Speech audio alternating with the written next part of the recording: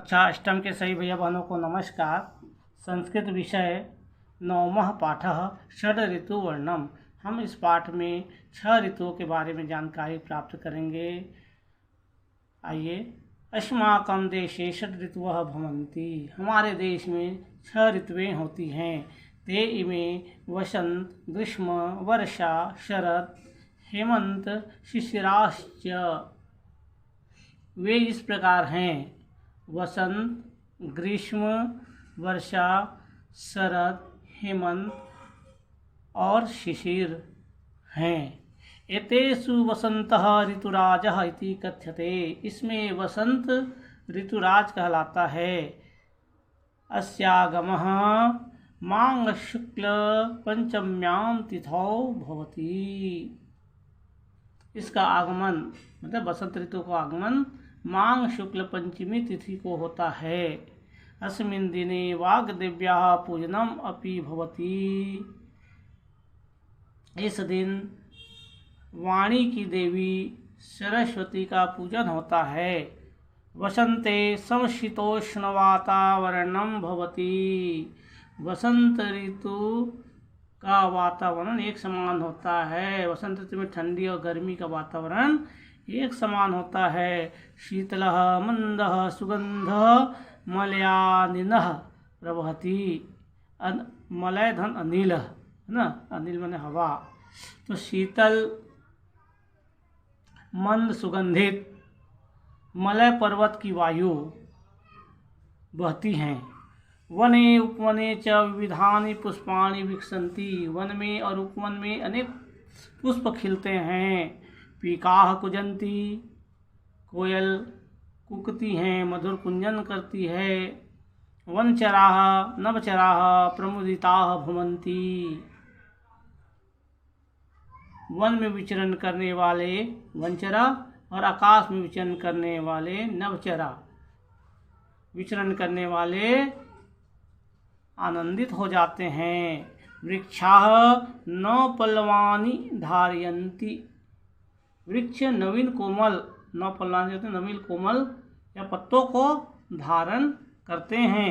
आम्रवृक्षाः मंजरीभिः अतीव शोभन्ते।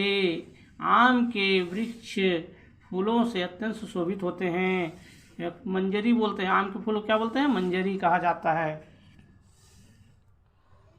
वसंते गते ग्रीष्मागच्छति। वसंत के बाद ग्रीष्म आती है। ग्रीष्मे प्रचंड सूर्यातपेन धरा तपन्ति। ग्रीष्म में सूर्य के प्रचंड रूप से तपकर भूमि को तपाता है। धरा मतलब भूमि। प्रचंड धर्मोषणा रोग कारकम विषम स्वेद बिंदु रूपेण शरीरात बहिर्निर्गच्छति। प्रचंड गर्मी से जो हानिकारक या रोग कारक और विषैले पसीना के बूंदे ना, स्वेद मतलब पसीना बूंदों के रूप में शरीर के बाहर निकलता है। हरितवर्णाम्र फलम पक्वा पितायते। हरे रंग के आम पककर पीले होने लगते हैं। तानि पक्वानि आम्रफलानि अति मधुराणि भवन्ति। वे पके फल बहुत ही मधुर होते हैं, मीठे होते हैं। ग्रीष्म ऋतौ व्यतीते शति प्रचंडः समीरः प्रवहति। ग्रीष्म ऋतु के व्यतीत होने पर तेज हवाएं चलती हैं। सह एव वर्षा ऋतु आगमनं सूचयति। इससे वर्षा ऋतु के आगमन की सूचना मिलती है। वर्षा ऋतौ जलदः स्वजलधाराभिः पृथ्वीं पूरयति। वर्षा ऋतु में मेघ अपनी जलधाराओं से भूमि को भर देते हैं। कृषकाः कृषि भूमिं हलेन कर्षन्ति बीजं वपन्ति च। कृषक खेत को हल से जोतते हैं और बीज बोते हैं। अतिवृष्ट्याः अतिवृष्ट्या नद्यः जलेन परिपूर्णा भवन्ति। अतिवृष्टि मतलब बहुत ज़्यादा बारिश से नदियाँ जल से पूर्ण हो जाती हैं। ततः शरदः ऋतु आयति, उसके बाद शरद ऋतु आती है। आयति मतलब आती है या दिखाई पड़ती है। आयति मतलब आती है। चंद्रस्य धवल ज्योत्स्नया संपूर्ण धरा जलमीव आभाति। आभाति मतलब दिखाई पड़ती है। चंद्र की शुभ्र ज्योत्स्ना मतलब किरण से संपूर्ण भूमि जल के समान प्रतीत होती है।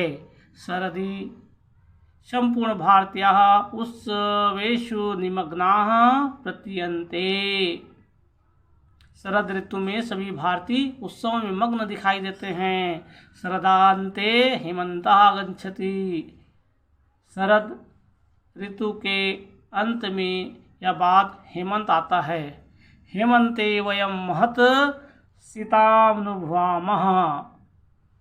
हेमंत में हम अत्यंत शीतलता का अनुभव करते हैं। जनाः ऊर्णं वस्त्राणि धारयन्ति। लोग ऊनी कपड़े धारण करते हैं। दिवसा लघु निशा च दीर्घा भवति। दिशा लघु, लघु मतलब छोटा, दिवस मतलब दिन, दिन छोटे और रात्रियाँ, निशा मतलब रात्रियाँ, दीर्घा मतलब बड़ी होती हैं। अस्मिन् काले तंदुलयुक्ताः शालयः कनकप्रभा इव दृश्यन्ते। इस समय चावल युक्त धान सोने के समान दिखाई देते हैं। ततः शिशिरः आयाति। इसके बाद शिशिर आता है। शिशिरे शीताः पवनाः वहन्ति। शिशिर में ठंडी हवाएं चलती है। वृक्षाणां पत्राणि जीर्णानि भूत्वा पृथिव्यां पतन्ति। वृक्षों के पुराने पत्ते पृथ्वी पर गिरते हैं, जीर्ण होकर के पृथ्वी पर गिरते हैं। शिशिर समापनवसरे जनाः वसन्तागमनस्य प्रफुल्लतायां पीतवस्त्राणि धारित्वा हर्षमनुभवन्ति। शिशिर की समाप्ति पर लोग वसंत के आगमन से प्रसन्न होकर के पीले वस्त्र धारण करके आनंदित होते हैं। इस प्रकार सामान्य बोलचाल में हम 3 ऋतुओं के बारे में पढ़ते हैं, ठंडी, गर्मी और बरसात। लेकिन हमारे भारत में 6 ऋतु माना गया है, जिनके बारे में भी हमने पाठ में अध्ययन किया है। आपको पढ़ेंगे, सभी ऋतुओं के बारे में अधिक से अधिक जानकारी एकत्र करेंगे, पाठ का भावार्थ लिखेंगे। धन्यवाद।